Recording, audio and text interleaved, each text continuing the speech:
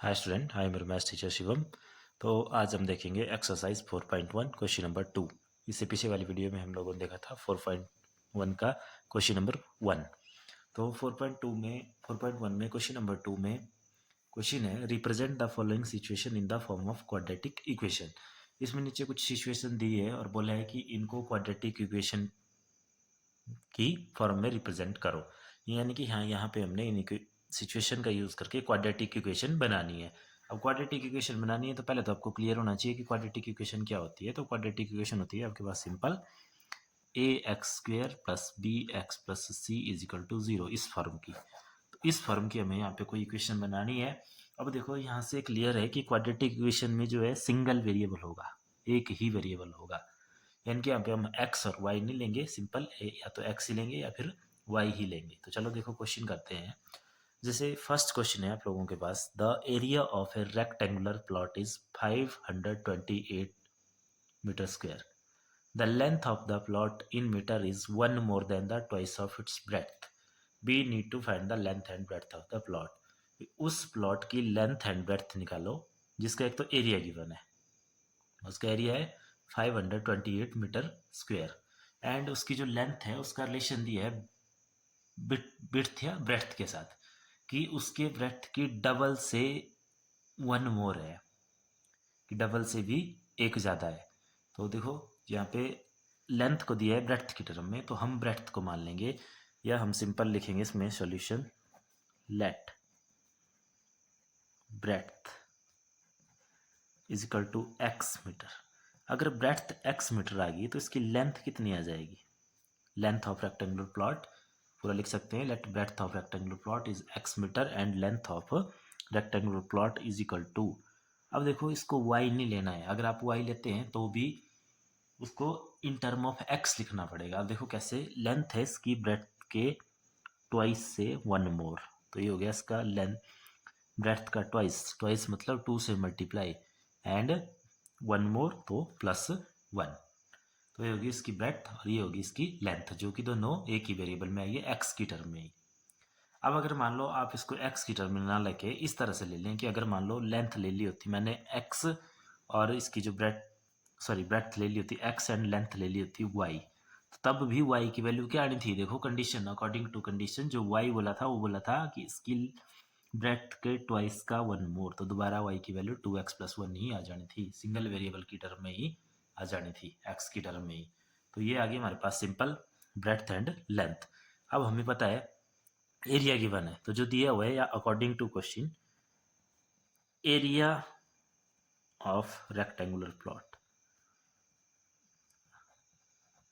Rectangular plot उसका area है 528 metre square. तो एरिया ऑफ रेक्टेंगुलर प्लॉट क्या होता है हमारे पास, एरिया ऑफ रेक्टेंगुलर प्लॉट होता है हमारे पास सिंपल रेक्टेंगल का area, length into breadth is equal to कितना दिया हुआ है 528 मीटर स्क्वायर। तो इसकी वैल्यू पुट कर दो। अब लेंथ कितनी है हमारे पास 2x प्लस 1 मल्टीप्लाई हुई, ब्रेथ कितनी है x, तो x से मल्टीप्लाई हो जाएगा राइट हैंड साइड में 528 मीटर स्क्वायर। अब इस x को मल्टीप्लाई कर दो तो 2 1 जा 2, x into x x square plus 1 into x x, इसको इस साइड ले जाओ, माइनस 528 इज इक्वल टू 0। तो ये हो गया आप लोगों के पास सिंपल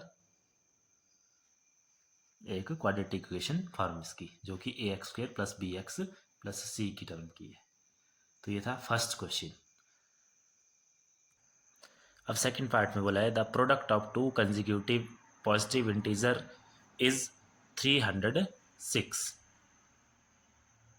कि टू कंसेक्यूटिव पॉजिटिव इंटीजर का प्रोडक्ट कितना है 306 है। We need to find the integer. तो सबसे पहले तो आप लोगों को पता होना चाहिए कि कंसेक्यूटिव पॉजिटिव इंटीजर क्या होते हैं।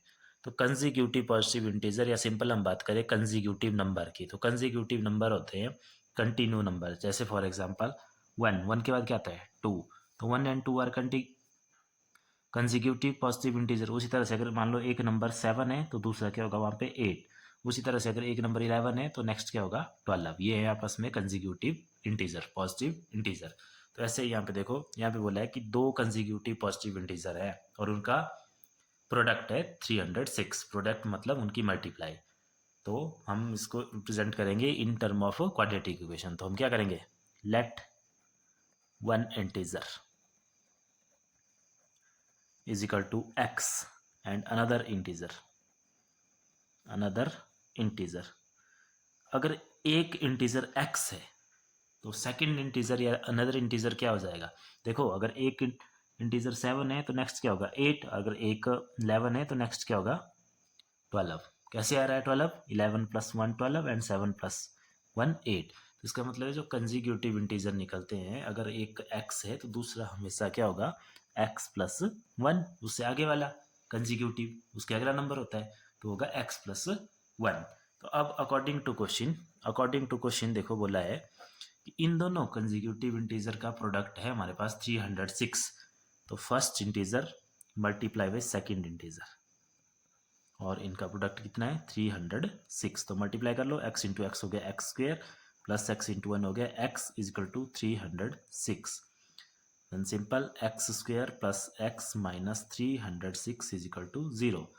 ये आ गई required quadratic equation in the form of ax² plus bx plus c। अब नेक्स्ट थर्ड पार्ट है हमारे पास इसका, Rohan mother is 26 year older than him. The product of their ages in year 3 year from now will be 360। we would like to find Rohan present age।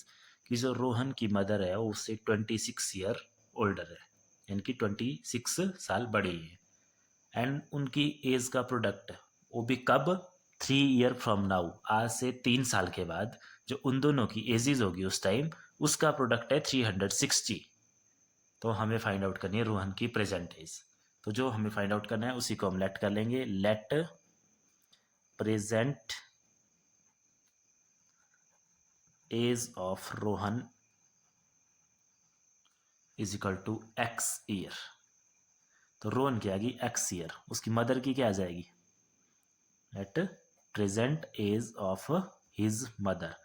अब अगर मान लो आपकी as है 10 ईयर, अगर 10 ईयर आपकी एज है और बोला है कि आपकी मदर की एज है आपसे 26 ईयर ज़्यादा, तो कैसे आ जाएगी उनकी मदर, आपकी मदर की एज 10 + 26 36 प्लस करके सिंपल।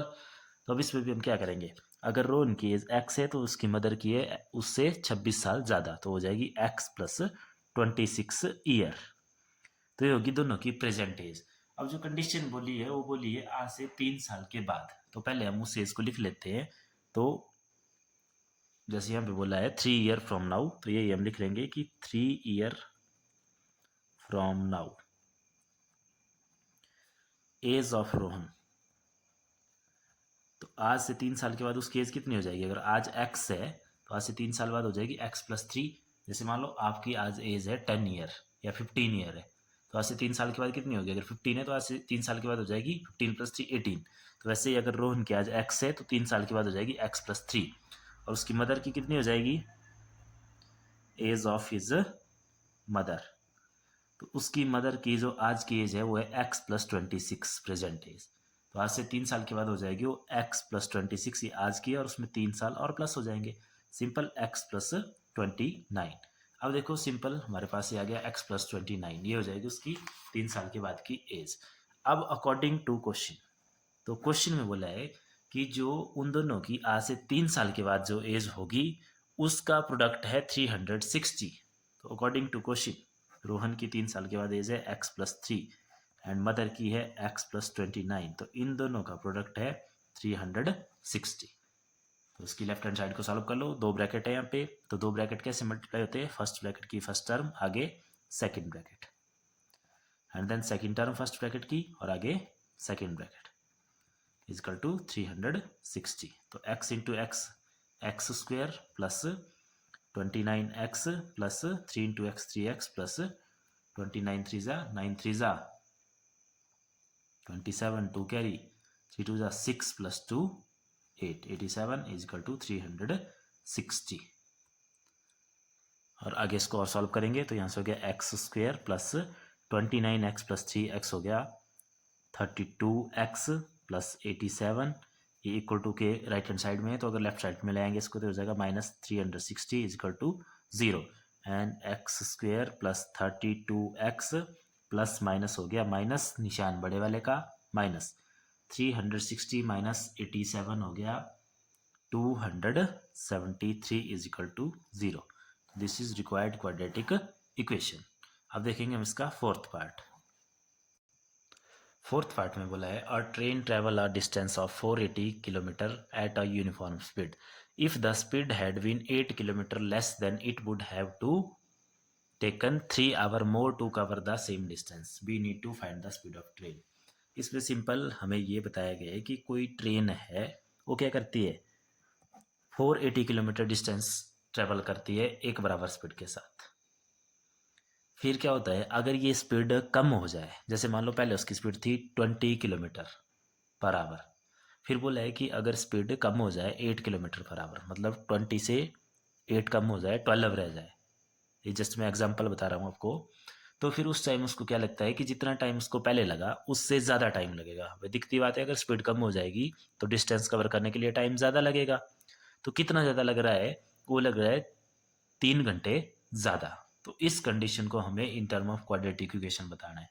तो अब देखो क्वेश्चन से हिंट मिल रही है कि हमें जो है डिफरेंस दिया गया है टाइम का डिफरेंस है 3 आवर्स, लेकिन दूसरी जो हमें गिवन है वो है एक डिस्टेंस और साथ में स्पीड के बारे में बात की गई है कि स्पीड क्या होगी ट्रेन की। तो अब ये इक्वेशन बनेगी टाइम के अकॉर्डिंग, क्योंकि यहाँ पे टाइम की बात की गई है। तो पहले हम देखो क्या करेंगे, निकालने को क्या बोला है स्पीड ऑफ ट्रेन, तो let speed of train is equal to x kilometre per hour. की स्पीड कितनी है ट्रेन की, x किलोमीटर पर आवर है। अब देखो टोटल डिस्टेंस भी हमें गिवन है, टोटल डिस्टेंस कितना है 480 किलोमीटर है, 480 किलोमीटर है। अब जब बात टाइम की हो रही है तो यहाँ पे हम टाइम निकाल लेते हैं, कितना टाइम लगा, टाइम टेकन। जब आपकी गाड़ी की स्पीड या ट्रेन की स्पीड थी x kilometre per our and total distance travel है 480 किलोमीटर, तो टाइम कितना लगा। तो अब देखो ये कहाँ से निकलेगा, टाइम का फॉर्मूला क्या होता है जब स्पीड गिवन होती है और डिस्टेंस गिवन होता है। तो आप लोगों को सिंपल पता है हमारे पास स्पीड का फॉर्मूला होता है speed is equal to distance upon time. तो वहाँ से अगर टाइम का फॉर्मूला निकालें तो टाइम आ जाएगा इधर, तो s मतलब speed multiply by time is equal to distance, and time का फॉर्मूला हो गया हमारे पास डिस्टेंस अपॉन स्पीड, क्योंकि स्पीड यहाँ टाइम के साथ मल्टीप्लाई हो रही है, दूसरी साइड जाके ये डिवाइड हो जाएगी। तो टाइम का फॉर्मूला आ गया डिस्टेंस अपॉन स्पीड। तो वहीं यहाँ पे भी टाइम टेकन हो गया हमारे पास डिस्टेंस अपॉन स्पीड। तो डिस्टेंस है हमारे पास 480 kilometre per our and speed है x kilometre per our, sorry distance है हमारे पास 480 किलोमीटर एंड स्पीड है x kilometre per our. Kilometre से किलोमीटर कैंसर, पर आवर है ऊपर आ जाएगा, तो सिंपल टाइम टेकन आ गया हमारे पास 480 अपॉन x आवर इस केस में। अब देखो सेकंड कंडीशन इसमें बोली है कि अगर डिस्टेंस तो यही रहेगा 480 किलोमीटर ही, लेकिन अगर स्पीड जो है 8 किलोमीटर लेस हो जाए, तो अब इस सेकंड कंडीशन को लगाएंगे हम कि व्हेन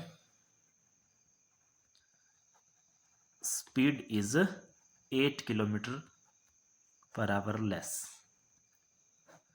जब स्पीड जो है 8 किलोमीटर पर आवर लेस हो जाएगी उस टाइम स्पीड ट्रेन की स्पीड क्या रहेगी, तो स्पीड ऑफ ट्रेन तो देखो पहले स्पीड थी इसकी x, अब इससे कितनी कम होगी 8, तो उस टाइम स्पीड रहेगी इसकी x minus 8 kilometre per our. तो ये आई इसकी स्पीड। अब डिस्टेंस तो सेम है, डिस्टेंस कितना है 480 किलोमीटर, क्योंकि उसी डिस्टेंस को कवर कर रही हो। तो अब देखो ये आ गई हमारे पास इसकी स्पीड, और डिस्टेंस तो यहाँ पे भी कितना है हमारे पास, distance is equal to 480 kilometre ही है। तो यहाँ पे कितना टाइम लगेगा, तो यहाँ पे टाइम लगेगा दोबारा वही फॉर्मूला डिस्टेंस अपॉन स्पीड। तो कितना हो गया दोबारा, डिस्टेंस कितना है 480 और स्पीड कितनी है इस टाइम x माइनस 8, 480 किलोमीटर है and x minus 8 kilometre per our, kilometre से किलोमीटर कैंसिल, पर आवर ऊपर चला गया, ये हो गया 480 अपॉन x माइनस 8 आवर। अब देखो यहाँ पे एक बात ध्यान से देखना, जब स्पीड थी x किलोमीटर पर आवर तब टाइम लगा था हमारे पास ये, और जब स्पीड होगी कम यानी कि स्पीड कम होगी अब x माइनस 8 तब टाइम लगा ये। अब इन दोनों टाइम में कौन सा टाइम ज़्यादा होगा, तो इसको आप बिल्कुल सिंपल ऐसे सोचो कि जब आपकी स्पीड कम हो जाएगी तो डिस्टेंस ट्रेवल करने के लिए टाइम ज़्यादा लगेगा, तो स्पीड कम हो रही है यहाँ पे, तो इसका मतलब है ये टाइम ज़्यादा है और ये टाइम आपका कम है। तो क्वेश्चन में भी दिया था इन टाइम का डिफरेंस सी, तो अकॉर्डिंग टू क्वेश्चन इन दोनों टाइम का डिफरेंस कितना है, वो है हमारे पास 3 आवर। तो अब बड़े में से छोटे को माइनस करेंगे डिफरेंस के लिए, तो जो ज़्यादा टाइम है वही ये 480 upon x minus 8 and minus छोटे वाला टाइम है 480 अपॉन एक्स, यानी कि ये कम टाइम है इस केस में और इस केस में ज़्यादा टाइम है, तो ज़्यादा टाइम में से कम टाइम को माइनस करेंगे तो डिफरेंस मिल जाएगा। तो ये आ गया हमारे पास इसके टाइम का डिफरेंस। अब इसको सॉल्व कर लो, तो यहाँ पे देखो x माइनस 8 एक्स है तो इसका एलसीएम आ जाएगा x माइनस 8 इंटू एक्स। अब इस 480 के साथ मल्टीप्लाई हो जाएगा यहाँ से x एंड माइनस 480 के साथ मल्टीप्लाई हो जाएगा यहाँ से x माइनस 8, क्योंकि ये दो फ्रैक्शंस हैं, पहली फ्रैक्शन है 480 अपॉन एक्स माइनस 8 एंड दूसरी है 480 अपॉन एक्स, माइनस हो रही है आपस में तो एलसीएम लेना पड़ेगा। अब एलसीएम नीचे इन दोनों का मल्टीप्लिकेशन आ जाएगी और फिर x यहाँ मल्टीप्लाई और x माइनस 8 यहाँ मल्टीप्लाई और इक्वल टू 3। अब इसको सॉल्व कर लो, तो यहाँ पे हो गया 480 x माइनस 480 इंटू एक्स हो गया 480 x minus minus plus 480 into 8 हो गया, आप लोगों के पास अगर इसको मल्टीप्लाई करेंगे तो ये आएगा 3840, दूसरी तरफ है इजकल टू 3 एंड नीचे यहाँ पे x से मल्टीप्लाई हो गया एक्स स्क्वेयर माइनस 8x। अब नेक्स्ट स्टेप में इससे ये कैंसिल हो गया यहाँ पे and then x square minus 8x चल जाएगा दूसरी साइड, तो यहाँ रह गया सिंपल हमारे पास 3840 equal to 3 multiply by x square minus 8x। इसको मल्टीप्लाई कर लो 3840 equal to 3 into x square हो गया 3x स्क्वेयर माइनस 3 8 जा 24x। अब सिंपल इसको यहाँ से लिखना स्टार्ट करो 3x स्क्वेयर माइनस 24x, दूसरी साइड है प्लस का, इधर आके हो गया माइनस 3840 इजिकल टू 0। तो ये बन गई क्वाड्रेटिक इक्वेशन। इसको और ज़्यादा सिंपल कर सकते हैं कैसे, अगर 3 यहाँ से कॉमन निकाल लें क्योंकि 3 हर जगह से आ जाएगा, तो 3 कॉमन आ गया, यहाँ रह गया एक्स स्क्वेयर, यहाँ 3 8 होता है 24, तो यहाँ रह गया 8x माइनस यहाँ से निकालो 3 कॉमन, देखो 3 1 जा 3, 3 2 जा 6 2 कैरी 24, 3 8 जा 24 एंड 0 का 0 इजिकल टू 0। अब इस 3 को यहाँ मल्टीप्लाई हो रहा है तो दूसरी साइड ले आओ, यहाँ 0 डिवाइड बाई 3 हो जाएगा जो कि होगा 0 के इक्वल, और पीछे रह गया x square minus 8x minus 1280। तो this is required quadratic equation.